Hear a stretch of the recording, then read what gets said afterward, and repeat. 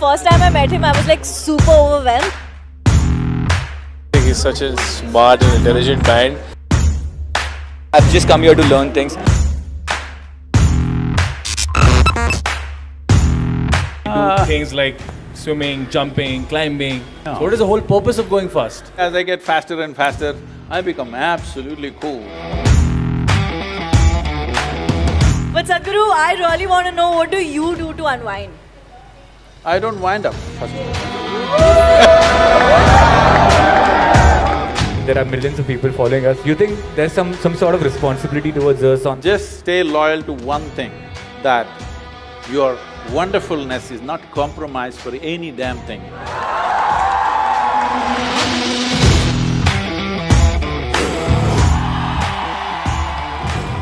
I have had the pleasure of meeting the man that I'm going to introduce on stage now before. The first time I went to meet him, I was like super overwhelmed.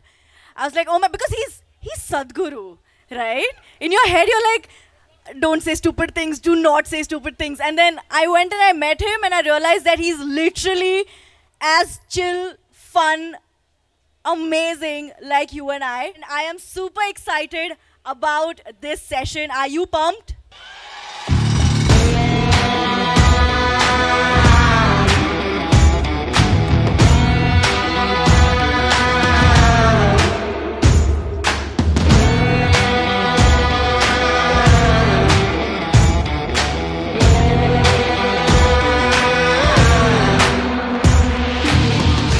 Awesome. So on this discussion, I have, it's not just me. This is going to be graced by two other very amazing YouTubers. So I'd like to welcome on stage Mumbaikar Nikhil and BU Nick. Whenever you're ready, guys, let's make some noise. What's up, guys? Once more.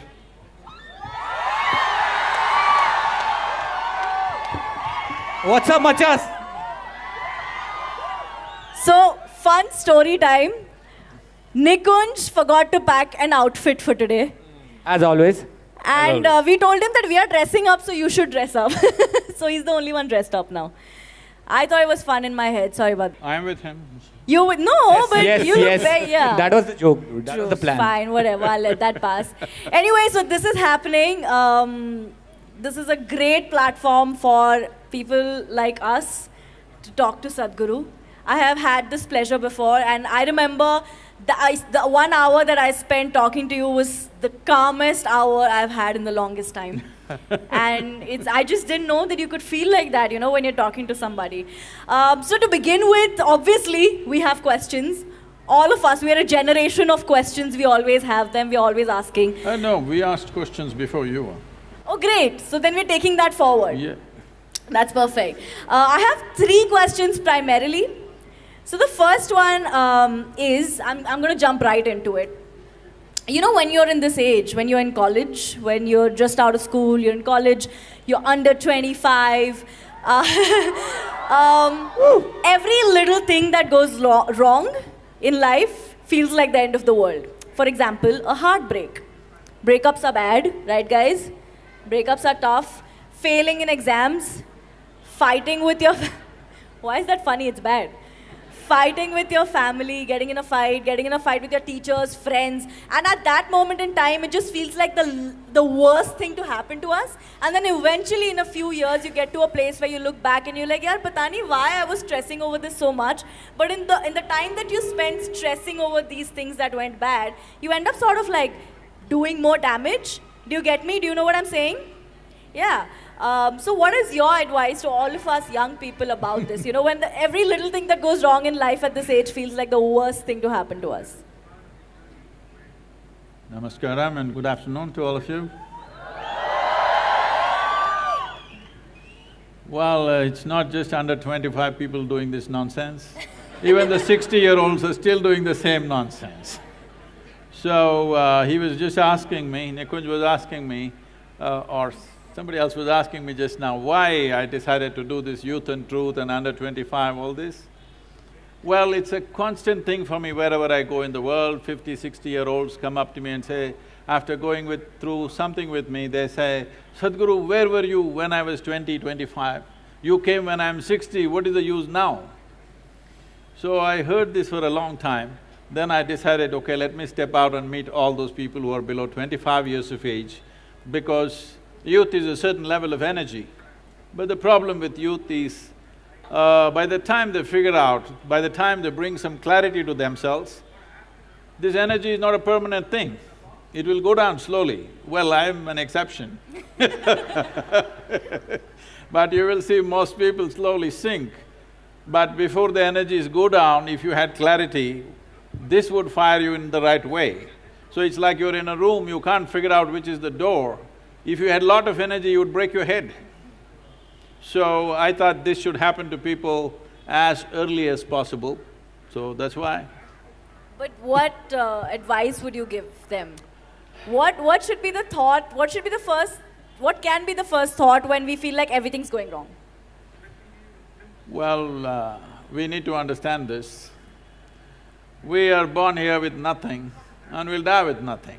In between, whatever the hell is happening, you're on the profit side.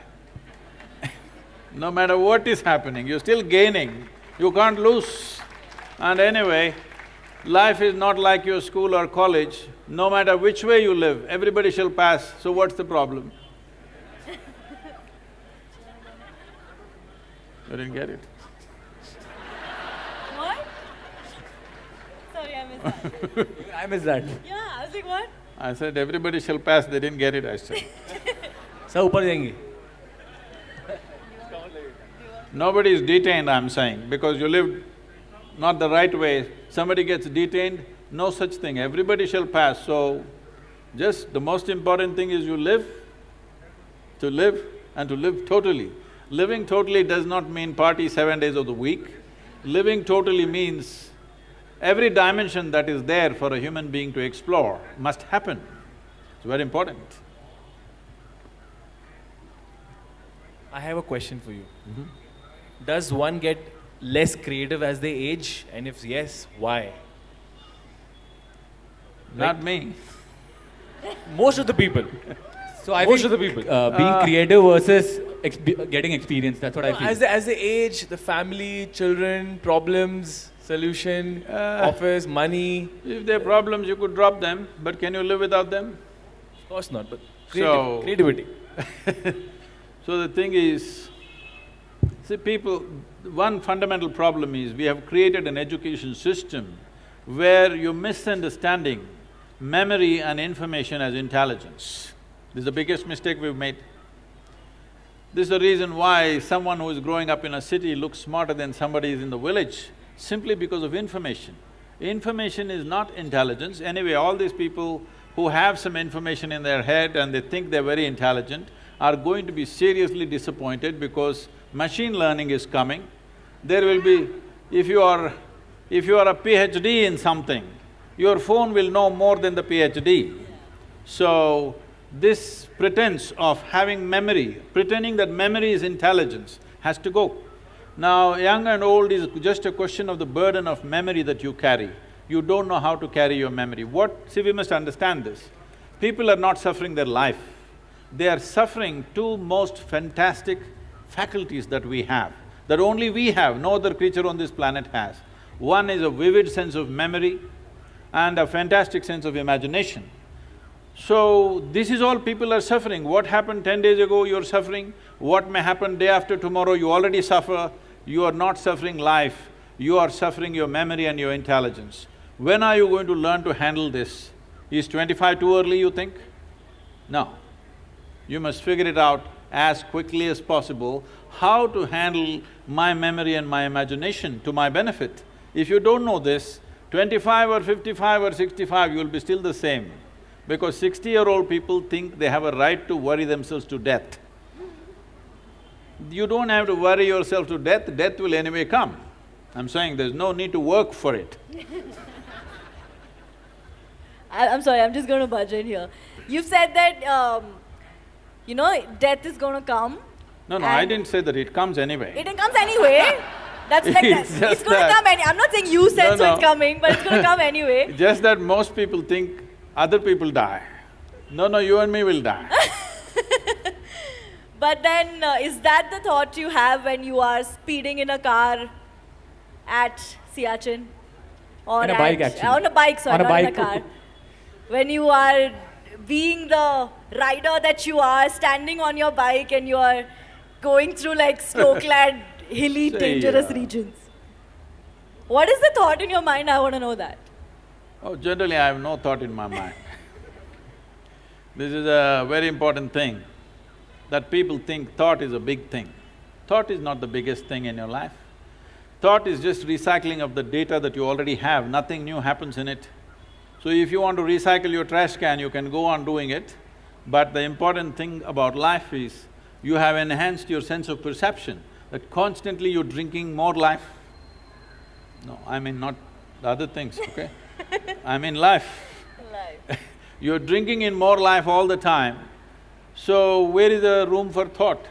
So about speed, speed is not for me, people think, is it your adrenaline? I have no adrenaline. Actually, as I get faster and faster, I become absolutely cool. And my right leg is always heavy when I sit in a car, so… Oh my God.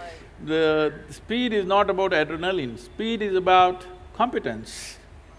If there is no competence, it's just adrenaline, you may kill yourself or somebody else. It's very important, it is a question of competence. So, is death on your mind? This is one thing I have done to myself, not for a moment I ever forget that I am mortal. I always know I could fall dead right now. Because of this, if you know that it's a brief amount of time that you have in this world, you would live totally, isn't it? A whole lot of people think they're immortal, that's their only problem. That's why they're postponing their joy and their wonderful nature to tomorrow. They think they can do it tomorrow. So if there's no adrenaline when you're driving fast or riding fast, what is the main purpose of going fast? As a human being, we do things like swimming, jumping, climbing, because we love the drug which is being produced inside our head, right? No. So what is the whole purpose of going fast? The whole purpose of going fast is just this. There is something in a human being, ultimately in this world, in human society, among the monkeys, among the lizards, among everybody, ultimately the only thing that is valued is competence in their world, wherever they are. So, like driving at a certain speed through difficult terrain is more a test of yourself. Whether you can do it or not is the question. And just to get to that edge all the time, if you get adrenaline, you will not go very far because your competence will go away. What do you enjoy when you drive fast? I don't enjoy anything in particular, I just made sure all the time I'm joyful, I do whatever the hell I can. Do you see what I meant by, he's so chill in life, I thought I'm hot. You're hot, pretty much. Listen, I'll give him that in that outfit, I'm gonna give him that. But in life, I feel like being hot-headed is not something you are, you're more chill. You're This is more my getting relaxed. old goals. Huh? This is my getting old goals. Getting old goals. And as hot And as chill as possible. Everyone has a different adrenaline, that's what I'm saying. The reason that I drive fast… This is a very generational thing. When we were growing up, if we saw something really nice, we saw, oh man, it's hot. Now you're saying it's cool. I think it's because of global warming maybe. Everything else is hot. I was saying like the reason I drive fast and is not to get adrenaline rush, is so that I can get on time and get the Dombivli local, bro. So everyone has a different reason of getting… City boy, Sadhguru, my second question for you would be, on a more funner side, since we're taking it up our stride. We know that when you were a child, you were a very quiet child. You didn't speak much, but your teachers say that they looked at you and they knew you were always up to some mischief. Also, there's a lot of very… Most of the time they didn't see me because I was not in the class. Whenever they did. Whenever they did. Probably in the canteen, like. In the canteen or wherever it was. So how were you… I went much further. Yes, We would like to know about how further that was. Oh. We wanna hear a story from then. We would love to know that. Just yesterday, two of my teachers who were in high school, in the demonstration school in Mysore, you know, the regional school of education, they came to visit our yoga center. So now they were all overwhelmed seeing the center and the work that's happening. So they were asking me, you know, the one teacher did not remember my face or anything about me. I said, that's because ma'am, you were teaching algebra and I never was there. So it's not your fault that you don't remember me. So how further, should I expose myself like this in front of… We would love to I know. would love to know. We want to know. See, for me, I found everything… Fortunately, the school was located in a place where there was a whole lot of nature, there was a lake close by and forest and everything. So for me, I got so engaged with those things. If you want to know my first venture, they put me to school at the age of 3.5. I was 3.5 years old and they put me to school because I was kind of spilling out of the house a bit. So this maid holds me by the hand and takes me and leaves me in the school. I kind of, after a few days, I resisted that she can't hold my hand and take me to the class. So I made a deal with her, you have to leave me near the gate. So she left me at the gate and of course, I did not go into the school. I found the Grand Canyon, really. And I explored life and it was so fantastic. Over 3 months passed like this and somehow they discovered I have not been going to school for 3.5 months.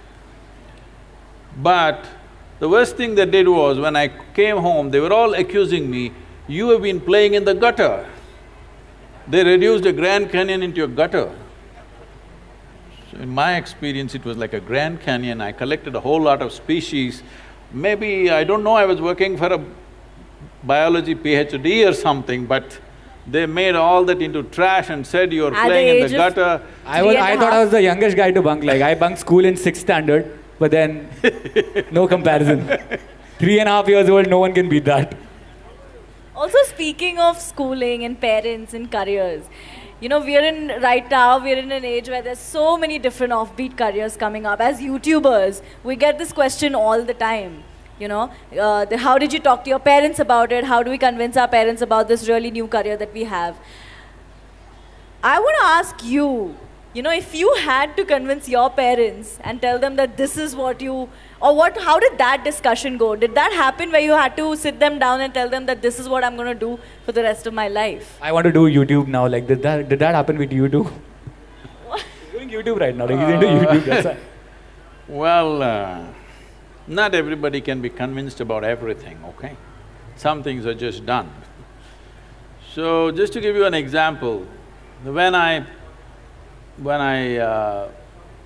passed my 12th standard, at that time it was called PUC. After that, I decided I will educate myself. I don't want to go to college. This is a family where everybody is educated. Not going to college is like sacrilege. At least today, there is a little more flexibility.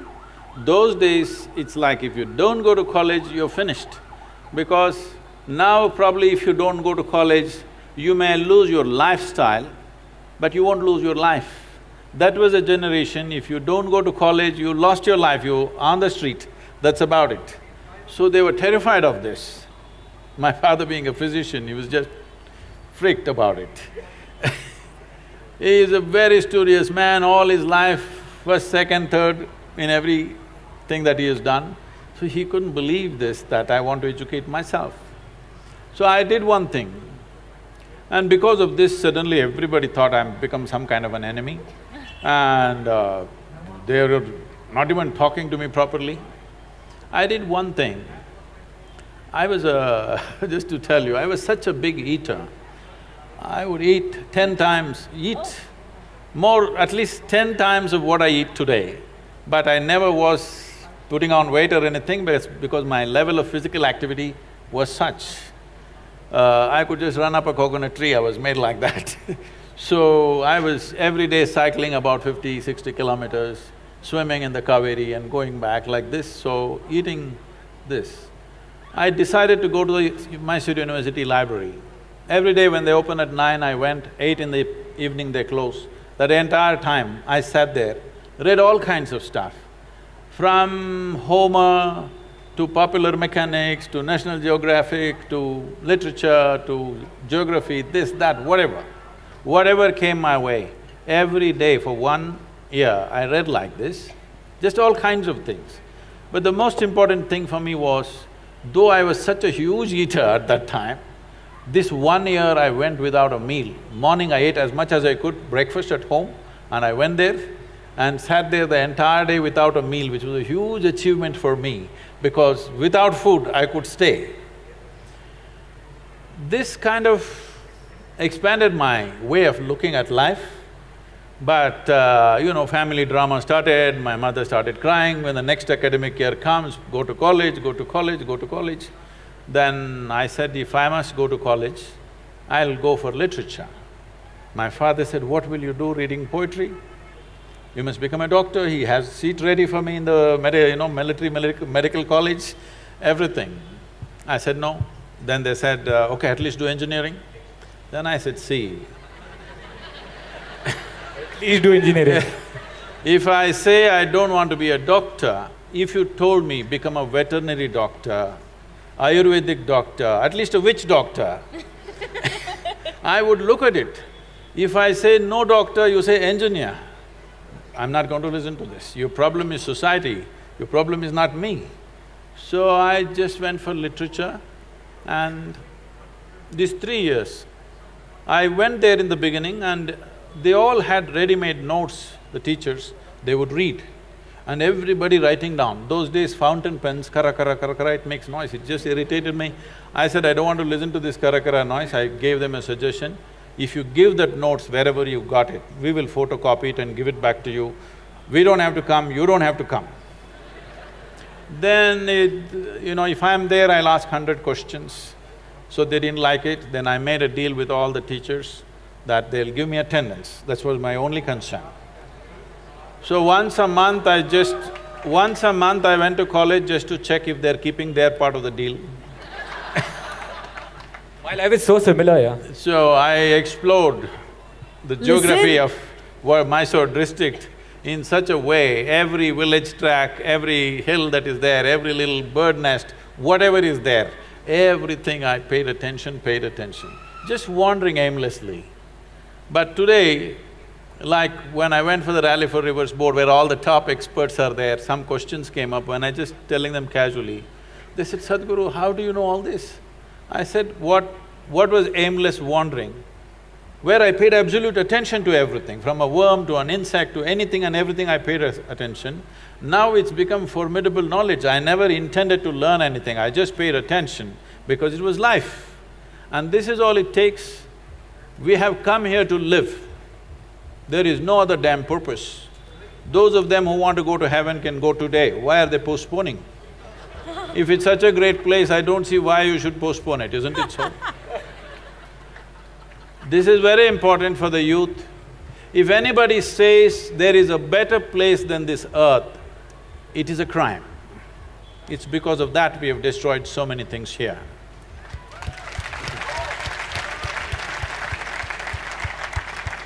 I wanted to ask you one thing, as young entertainers and as you all know that we've got YouTube channels and there are millions of people following us, you think there's some sort of responsibility towards us on how to go about it, or we should just do what we like to do? What is it that you like to do? Let's look at that first.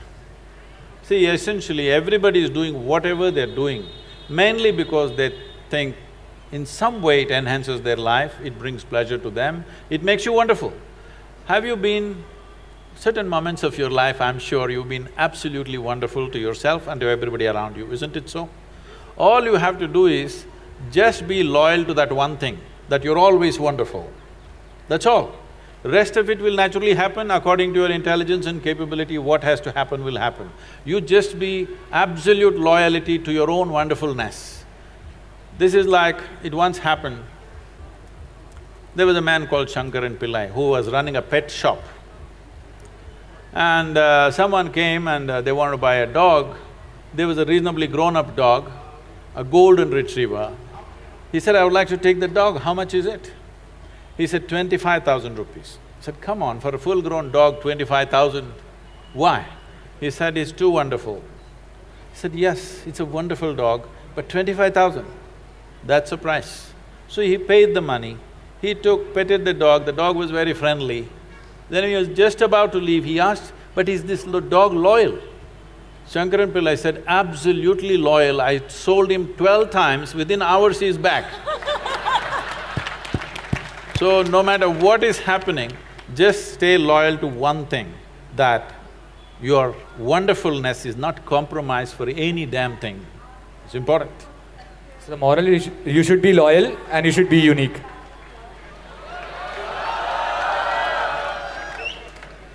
Seamless branding, like. Quite a shameless plug there. We're going to let that go.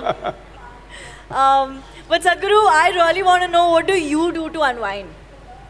I don't wind up. Great. Listen, 1 second. Pradita, you should stop this. Do you remember I said this is going to be his answer? I was backstage and I'm like, I really want to know what he does to chill and what he does to unwind. And I'm pretty sure he's going to say, I don't wind. But no, for real though, other than we know that there's a fun side to you, your sense of humor is great, you have all these cool cars and bikes and all of that. No, nothing. It's just there. Somebody, because when they want their car or motorcycle to be really driven, they bring it to me. So I give it the works. But is it we true? We are meeting backstage, right? Huh? We are meeting backstage, right? But is it true that if anything goes wrong with your bike or car, you'll not let anyone touch it and you will make sure it's okay by yourself? That was a long time ago. Now I don't have that kind of time. Awesome. I think we're going to open this up to the audience because I'm pretty sure a lot of us have a lot of questions. So we'll go one by one. Do we have a mic in the audience though? Perfect. Okay, hello Sadhguru. I wanted to know what is the one major difference you see between the youth of your time, like when you were young, you're still young but literal senses, and the youth of this generation, like what's one major difference, and what's that one quality you would want of that youth to be imbibed in this generation? If you ask me what's the major difference, what I saw…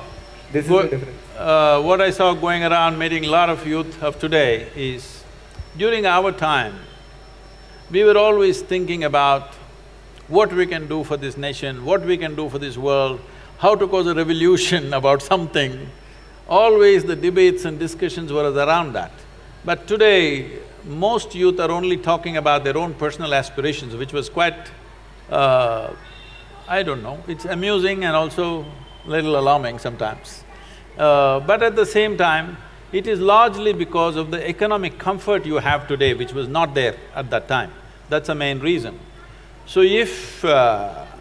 because in this country, we're still not one nation, all right? There are people who are living in the highest level of comforts and well-beings, there are people who are somewhere in between. At least you can easily make this country into 5 layers of existence, literally.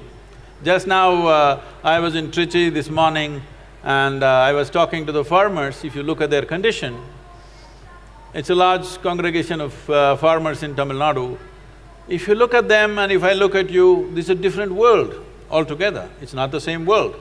So because it's like this, still there are parts of India which needs some revolutionary action. There are parts of India where personal aspiration is good enough. I think it's important that there's a part of you which constantly thinks about how to cause some kind of a major difference to the larger populations. This must be there in our minds, it's important. All right, we've got time for 2 more questions, I think. And I'm not going to choose, I'm not going to be the villain here. Akshay? Hi, Jova's here. Hey guys.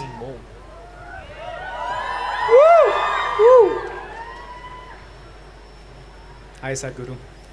So I have to say, I really appreciate how much of a healthy mind it seems that you have. The way that you process information, the way that you experience the world, the way that you seem to be present at all times. even the way that you're putting that much of attention in me. Really appreciate that presence. I talk a lot about mental health with the youth. It is a word that more and more I become uncomfortable saying, because when you say mental health, you're already separating the other holistic health to one that focuses only on the mind, right? And when I talk about mental health, for me is body health, is spiritual health, and it's not only the mind, right? I wear a shirt that says breathe, because for me it's also connected to the body. My question for you is, can you talk a little bit about the connection between the mental health and the spiritual health? Because I see so many similarities in the way that you're experiencing the world, which seems in a very spiritual way, but I also don't even want to call it spiritual because it would be creating a division of how to experience the world. So, can you share something? Better avoid that word because it's the most corrupted word on the planet right now. So, let me put it this way. In the yogic sciences, there is no separation between what is body and what is mind. We talk about the body like this: physical body, mental body, emotional body, energy body, etheric body, and there is what is called as Anandamaya Kosha. So the 5 bodies is what we're talking about, we're not talking about a mind. Because what is it that you call as a mind? If there is a certain volume of memory and a certain amount of intelligence attached to it, that's what you call as a mind, isn't it so? Yes, it is. Is it so? Hello? Why are you not in talking terms with me? So, if you look at this, every cell in your body has much more memory and much more intelligence than your entire brain has. For example, memory.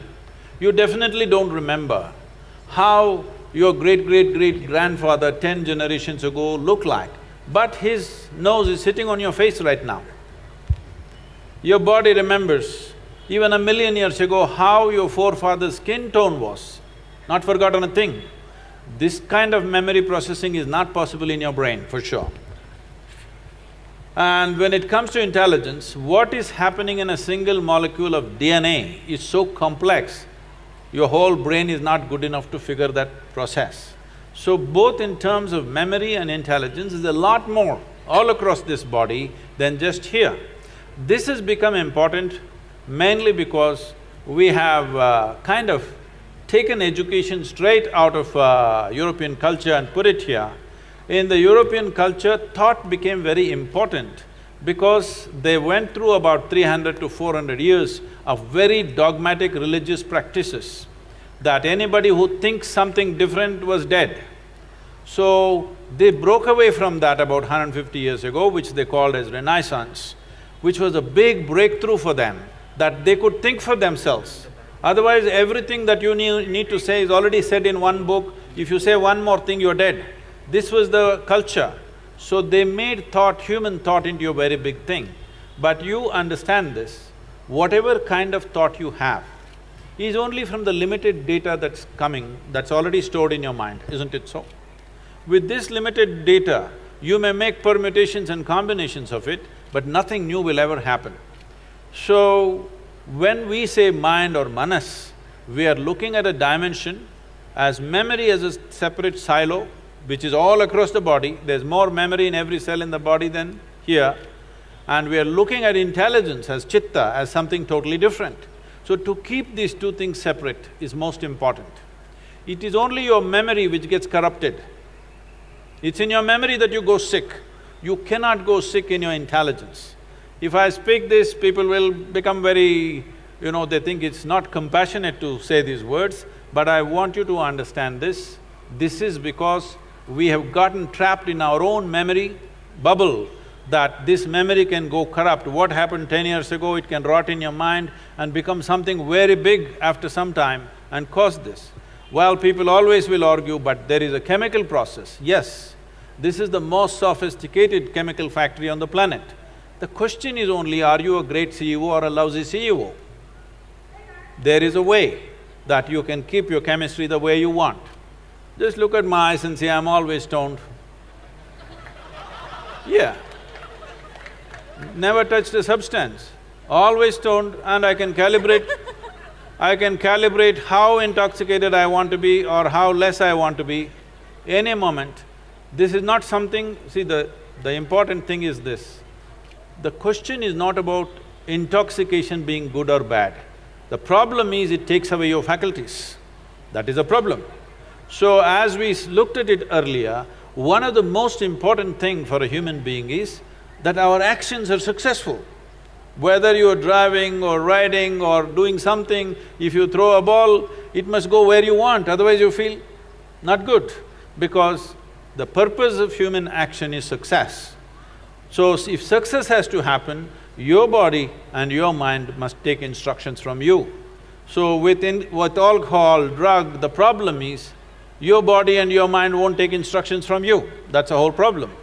So we are not against intoxication, we are against you becoming incompetent. That's the important thing. So we can show you a way that you can simply sit here and totally stoned out, without anything from outside. You want to tone it down this moment, you can just tone it down and do what you want. Absolutely no impact on the system. This is not just talk like that, there's a whole lot of research on this. Scientists have found that there are millions of cannabis receptors in your brain. Why is it there? Because your body is supposed to produce it, you're not supposed to smoke. You're supposed to produce it in your system. And the Israeli scientists who researched this extensively called that dimension of chemistry in us as Ananda mind. Because he did not find any appropriate word, he searched the Indian scriptures and found the word Ananda and called it Ananda mind, that if you want, you can just be blissed out right now. So if you are blissed out, will you get crazy, I'm asking? Well, others think crazy, other people may think you're crazy because you're always blissed out, that's their problem, they're the ones who are crazy. Because they've lost their bliss, even the little joy that they had as children, that also they've lost. They're carrying such a grave face as if they're practicing their last posture in their life. Yes, I'm telling you, you don't have to practice, it will naturally come. When you die, you get the posture. You don't have to practice out all the time on the street So, mental health, looking at it separately is not the best way to do it. You must look at the physical, chemical balance within the system. If this one thing you manage, being physically well, mentally well is a natural consequence. The problem with the whole kind of education we have is, we want the consequence without the process. You don't bother about the consequence, you handle the process right, the consequence will happen. Now you want… mangoes are coming already there in Bangalore? Not yet, not yet. Not yet. Mango is sweet, everybody likes to eat it, but nobody is interested in the tree.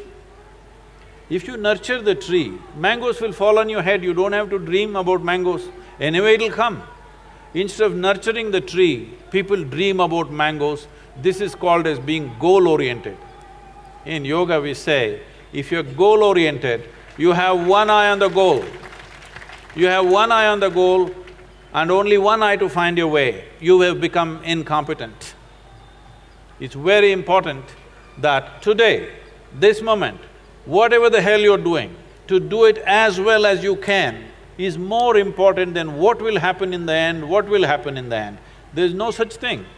Somebody, one of the celebrities in the country coming and asked me, Sadhguru, can you tell us how we can beat Pakistan in the cricket match? I said, beating Pakistan is Indian Army's job, you bloody hit the ball, huh? How's the Josh?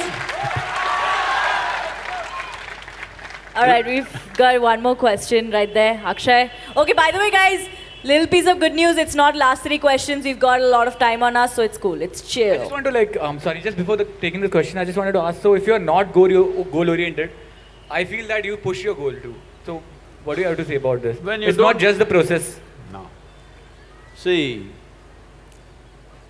well, to set a direction, we have a goal, all right? Whether you want to go this way or this way, you created a goal.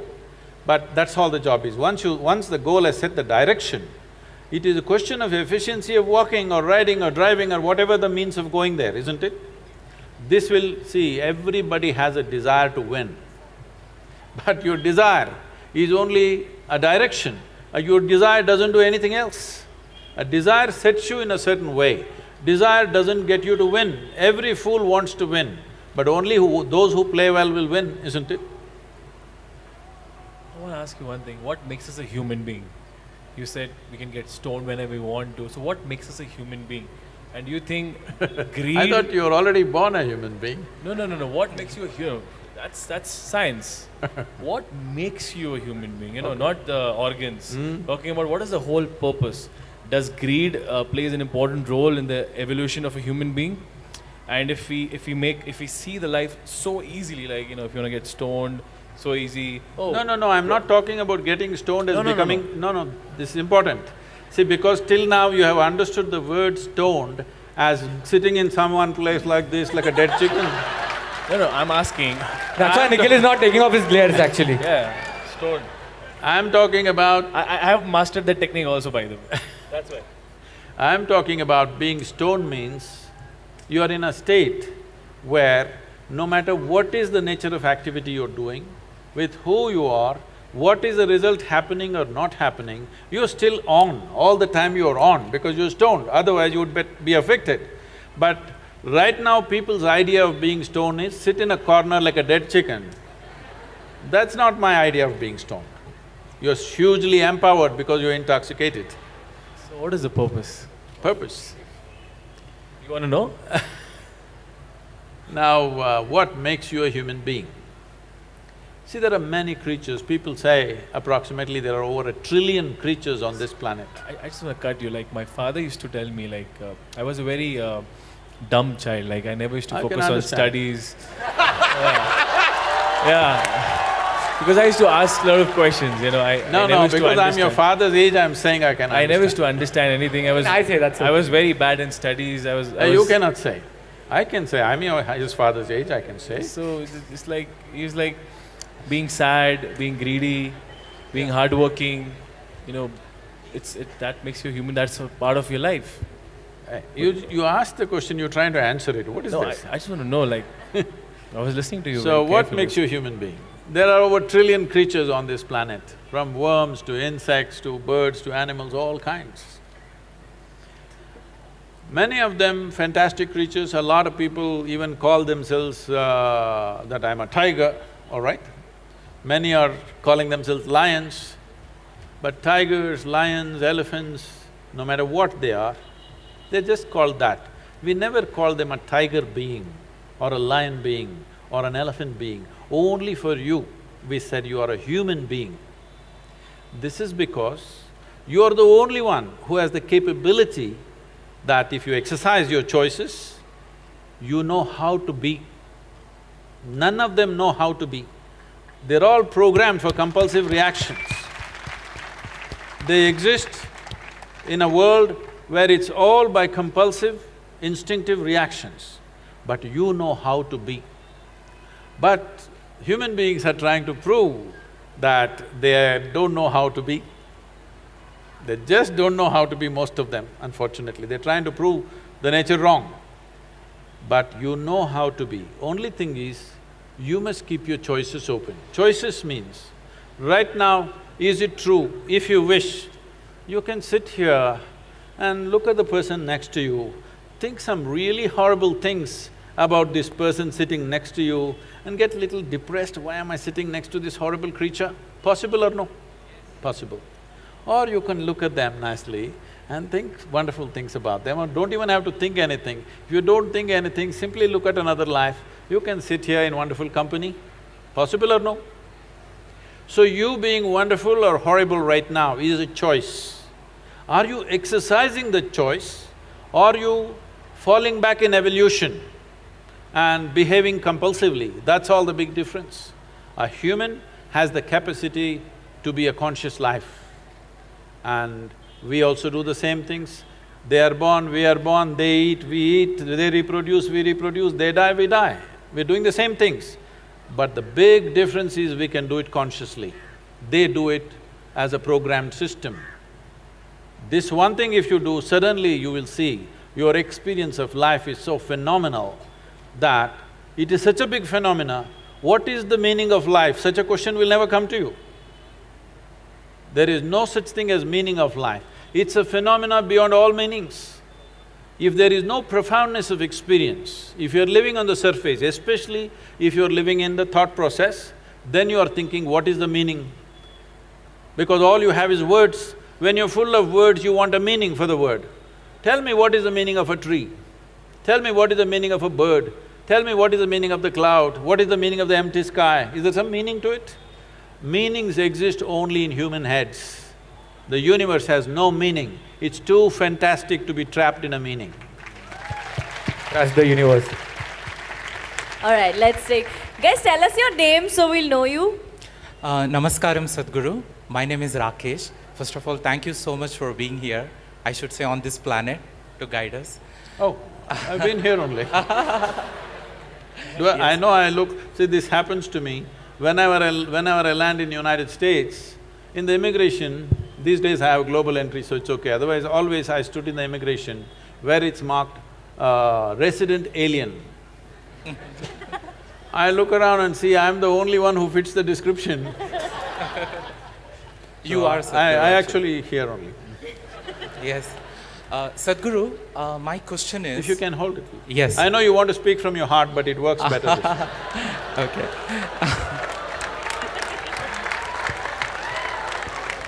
I'm quitting comedy now, right? Okay. Sadhguru, my question is, I have seen youngsters, okay, they are addicted to drugs or alcohol, they smoke, and I have even heard, okay, one of my friends telling that… This is just water, okay?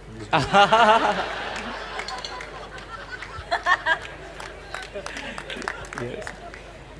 I have even heard one of my friends telling, if I recollect correctly, that even Lord Shiva used to consume, okay, substance. And they take it as an excuse and they imitate it, saying that even Shiva used to do it, okay, why should not we imitate it? So that is the excuse which, few of the youngsters, take it to consume the substances. So what is your advice to them? Well, everybody is these days asking, why can't all these things be made legal? Why do we have to buy it in the back street? I understand the logic, but the thing is just this, why can't I smoke… What do you call it these days, huh? Okay, why can't I smoke up? This is what it's called? I got you. Why can't I smoke up and go to my college? The thing is just this, you can. Only thing is, suppose you want to get on a plane, your pilot comes smoked up. Would you like to go on that plane? Or let's say you need a surgery, your surgeon comes smoked up. Or your cricket team goes to Australia and it's smoked up. You like it? No. They will become a test. So, this is all the question is. The question is just this, do you want to live or do you want to avoid life? You know, you just asked us what it's called these days. I want to know what it was called back then. What was called? You just asked us what Smoking it is up. called these days. I want to know what it was called back then. They used to say doped up. Doped up. I think we should get that back, right? It's way cooler than smoking up. Listen, I don't know what you're talking about. All right, let's go to the next question, please. Akshay, you choose. If someone has to be murdered, it's you. I don't think passing that parcel. We should say stop or what? Hi. Hello. Yeah. So, first of all, it's an honor to be talking to you. Okay. I have a question. What do you think is more important to a youth? Being right and staying with their point, or staying with their point, knowing that they're wrong, but admitting that they're wrong, they would be doubting their own self?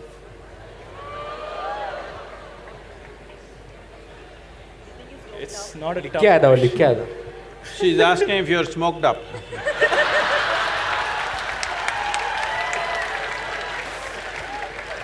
No, I'm not.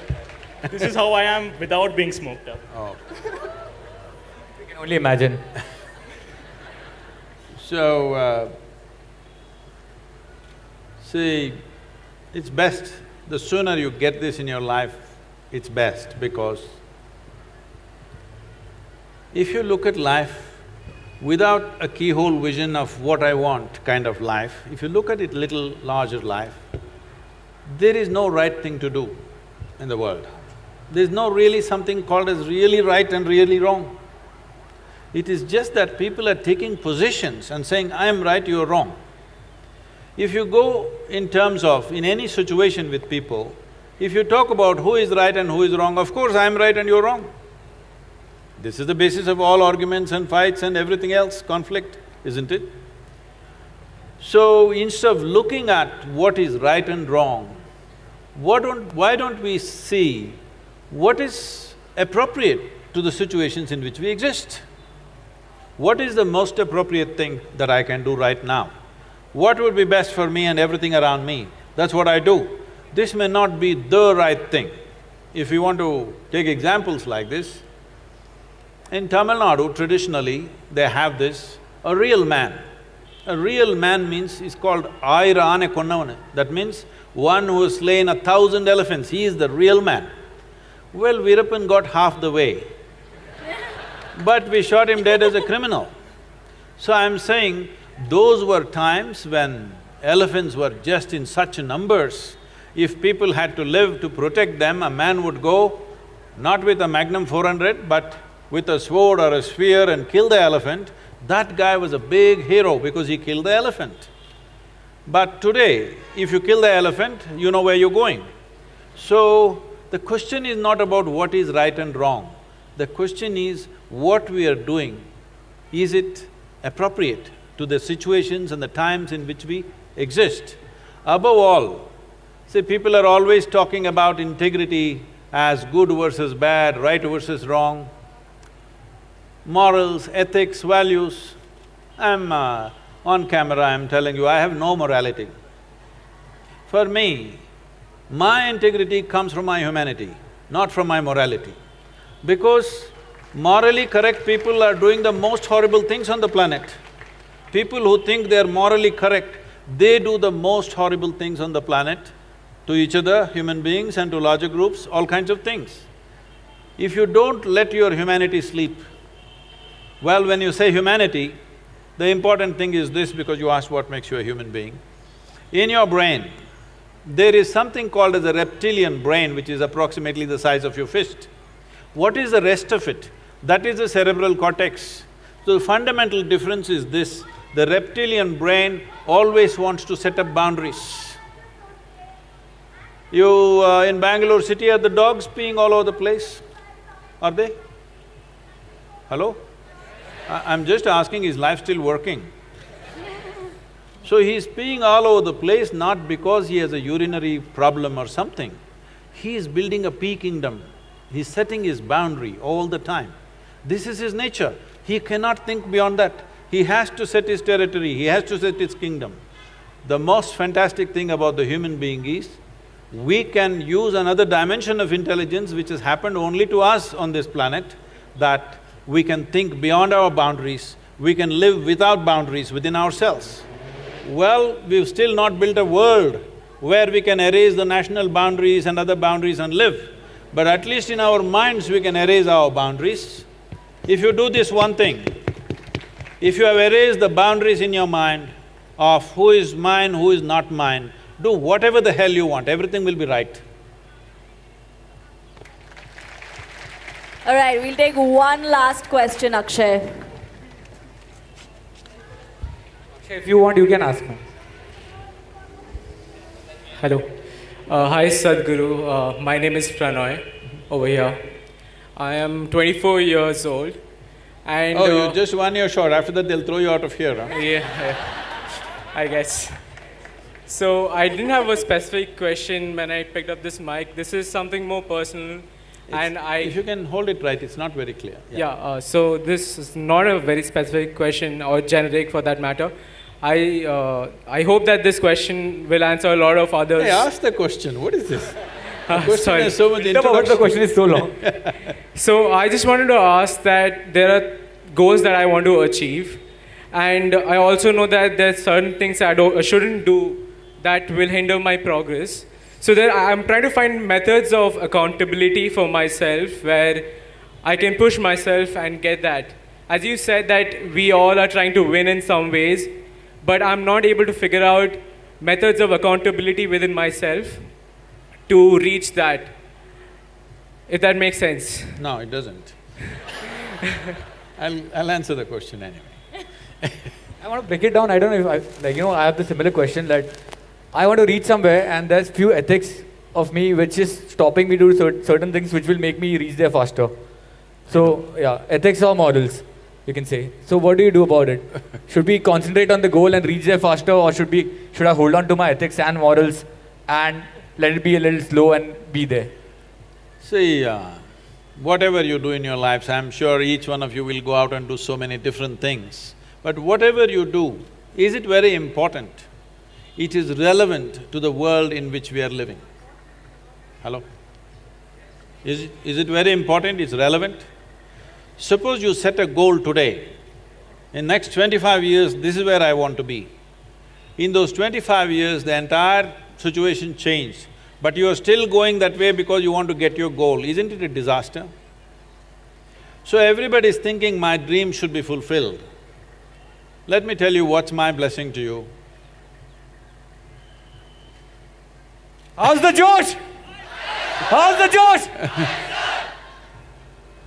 My blessing to you is, may your dreams not be fulfilled. Let something that you could not dream of in your life happen to you. Because what can you dream of? I'm asking you, what can you dream of? Only a little exaggeration of what you already know, isn't it so? Can you dream of something totally, absolutely new, which is not in your experience? So you are ruling out all the possibilities of life simply because you have set a goal, because somebody is telling you, you must be goal-oriented, goal-oriented. No, you don't be goal-oriented. Constantly work on how to enhance this piece of life. It is like, you have a Maruti car, nothing wrong with it, it's a good car to go home and go to the office. But you want to race on the F1 track. Well, four wheels are going to go in four different directions. If you want to go on that kind of speed, you don't dream, you build the machine, isn't it? Similarly, if you really want to go somewhere in your life, you build this one. Don't worry about the damn goal. We don't know what opportunities the world will open up tomorrow morning. How do you know? Just make yourself into a fantastic human being. You will see, life opens up in a million different ways. But if you have one silly little dream and you work for it all your life, what is the point of that? So may your dreams not come true. Let something that you could not dream of happen to you. I feel like all three of us relate to this on a very personal level because Nick wanted to be a bartender. Nikhil was I was actually. He became a bartender. Nikhil was working as airline crew. I was working as a radio jockey, and I remember we have this conversation every now and then where we are like, this was the goal we had, and then nobody saw YouTube coming, nobody saw this happening, and then now suddenly we have a life where we can sit and talk to Sadhguru in person. So don't waste your life. How cool is this? This is the new dream. Don't waste your life dreaming. Keep your eyes and every damn thing that you have open and look. There are a million doorways. I think this brings us to the end of this session. Listen, again, I think the calmest hour we have spent. What do you guys think?